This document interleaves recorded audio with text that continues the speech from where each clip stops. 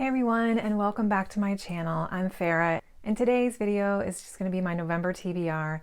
I have a very ambitious list of books to try to get to this month, but if you don't aim high, why aim at all? So let's get started. So for the month of November, I am going to be participating in a whole bunch of different reading events and challenges. My Agatha Christie challenge is going to be on hold for a month. I'll start that back up in December. So a lot of these challenges intermix with each other, and I'll just go over briefly what they are. So number one is going to be Read What You Own Challenge. And this one was created, I believe, by Criminolly, but I found out about it on MJ's channel, Reading This Life. So that's going to be great. I have so many books on my physical TBR that need to be read. It's embarrassing. But I am really excited to participate in this. So everything that you see here is going to be from my personal physical TBR. I do have two books on hold through the library, though, that if they come in, I'm going to go for it. I'm also going to be participating in Nonfiction November, so the majority of these books are going to be nonfiction. I'm also going to be participating in Historathan 2023, which is a year-long reading event. And it's broken up into quarters. Right now we're in the fourth quarter of October, November, December.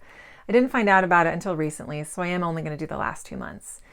And then I'm also going to be participating in Lovember, which I just found out about it from ReadBecca's channel. And this is a challenge to yourself to try to read one romance book for the month. Another challenge I found out about that I thought would be really fun is hosted by Roy Reads Anything, and this one is called Cleovember, where you try to read at least one book about Cleopatra. So it could be a nonfiction or a fiction book. And then the final sort of goal that I have also during the month of November is to try to find a few ways to incorporate National Native American Heritage Month within my reading. So I have picked out 2 books for that. So let's get started with the TBR. So the first book I picked from my shelves is for Lovember, and this is a romance book called People We Meet on Vacation by Emily Henry. And I'm not a huge romance reader anymore. I used to be, but I just find that it's not something that I usually get pulled into very often. But once November and December hits, I do get very lovey and I do get very into the romance part of things. It's just the holiday spirit, probably. I am obsessed with Hallmark Christmas movies, so I think that I probably will really enjoy this, and this is probably a great time to read it. So for Native American Heritage Month, I did pick this book off my shelf. This is called Elatsoe by Darcie Little Badger. And this is a book that I purchased almost a year ago. It's a beautiful book. Oh my gosh. But this book focuses on this teenager named Elatsoe who is part of the Lipan Apache tribe. And it's magical realism, so it takes place in a world similar to ours, but with magical elements. And she has the ability to raise the spirits of dead animals. And she is investigating a murder that happens in her community, and she's uncovering all these dark, crazy secrets. I don't know, the premise sounded really fun, so I definitely want to give this one a try. So this next book actually will fall into both Nonfiction November and Historathan 2023. And this one is called The Heartbeat of Wounded Knee, and it's the Native American history from 1890, which is when the massacre at Wounded Knee occurred here in the US. And it's written by David Truerer, who is part of the Ojibwe tribe from the Leak Lake Reservation in northern Minnesota. This book has a lot of great reviews, and I think what made it really fascinating to me was the idea that not only does it talk about what happened back then, but it talks about how the Sioux tribal community was able to rebuild their culture and their traditions and keep their people's faith and their customs alive, and how they were able to get through this horrific time in their history. So this I'm really, really looking forward to getting to. It sounds really interesting. So the next book I have that I want to try to read this month, and this is probably my most anticipated one that I would like to get to the soonest, but this one is called An Immense World by Ed Yong, and it is the study of how animals are able to perceive the world around them using the senses that we as human beings don't have access to. So this is like right up my alley. I love learning about animals, and I love animal behavior, and just trying to learn about how they perceive the world and how their experience is so different from us and so remarkable. Everything from the dog's sense of smell to a cat's eyesight at night to the bioluminescence in the ocean and bats using the sonar. So I'm really, really excited to get into this book. It has pictures in it, and the premise sounds amazing. This was a gift from my sister almost a year ago, and I feel ashamed that I haven't gotten into it yet. And then I have this book, which my mom gave me. This is called Nehasane, Fire Observer, an Adirondack Woman's Summer of 1942. And this was written by a friend of the family. Her name is Frances Boone Seaman. And it's her account, or her memoir, of living in a fire tower all by herself in the Adirondacks, in the middle of the Adirondacks, the middle of nowhere, for an entire summer. And this is her account, her love of nature, how she survived what she did.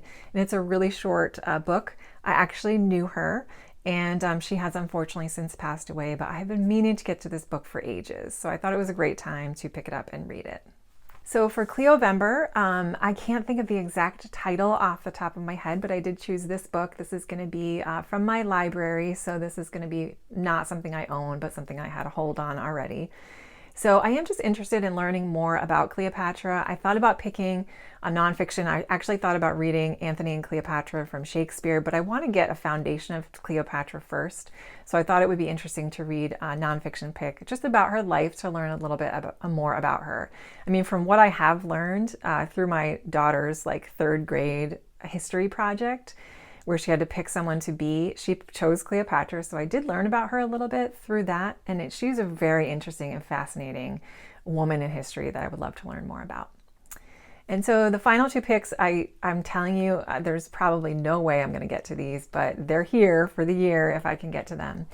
So the first one is called Atlas of the Heart. I think this is a fairly newer release. Let me know if any of you guys have read this, but I think this book talks about human emotion, human connections, but it's told in a sort of scientific way over years and years of research.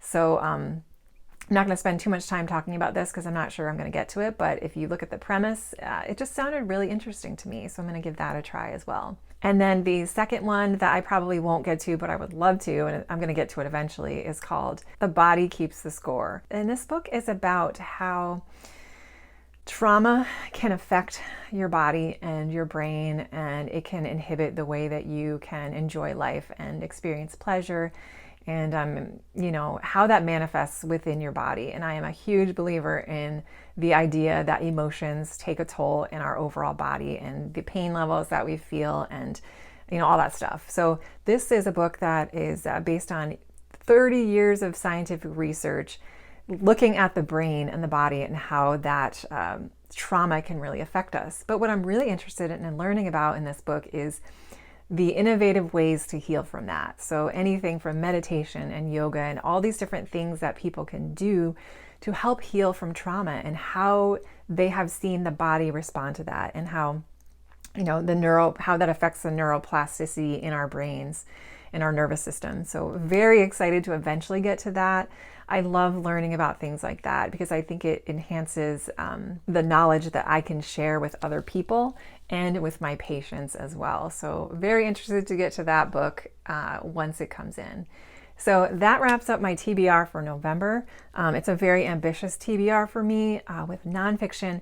I'm a very slow nonfiction reader because I really love to sit down, to open up the book, to read it slowly, to learn, to tab, to just really immerse myself in these topics that I'm really interested in learning about. So, I may only get to 2 or 3 of these this month, and that is totally okay. I'm going to just definitely take the pressure off, read what I can, and if I don't get to it, these books will be here and I will scatter them throughout the rest of 2024. So hope you guys enjoyed the video. I would love to know what is on your TBR, if you're going to be participating in any of these events.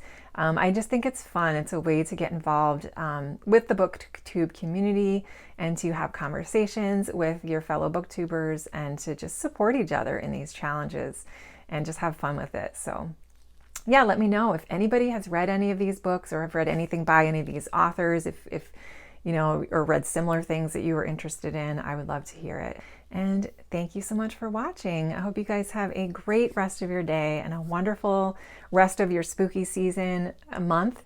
And I will talk to you guys soon. Thank you for watching.